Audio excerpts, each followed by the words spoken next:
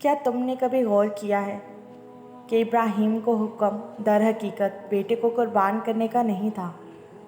اس واقعے پر غور کرو تو تمہیں سمجھ آئے گی کہ ظاہری قربانی تو بیٹے کی تھی، مگر اسماعیل دراصل ابراہیم کی وہ دعا تھی جسے انہوں نے تڑپ تڑپ کر مانگنے کے بعد پایا تھا۔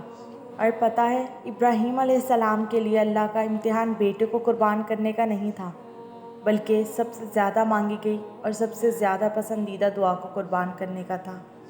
اور بالکل اسی طرح ہر شخص کا کوئی نہ کوئی اسماعیل ہوتا ہے جس کو اللہ کی راہ میں قربان کرنا بہت مشکل ہوتا ہے، مگر اس کو قربان کیے بغیر آپ اللہ کے قریب نہیں جا سکتے، آپ کو اللہ کا ساتھ نصیب نہیں ہوتا۔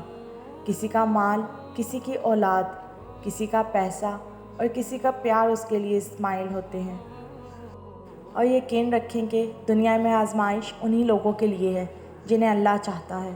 اور اگر تمہیں بھی تمہارا رب تمہارے اسماعیل کو قربان کرنے کا اشارہ دے رہا ہے تو اس رب پر یقین رکھ کر چھری کو چلا دو اور اس کے امتحان میں کامیاب ہو جاؤ، اور یقین جانو وہ تمہارے اسماعیل کو قربان ہونے نہیں دے گا۔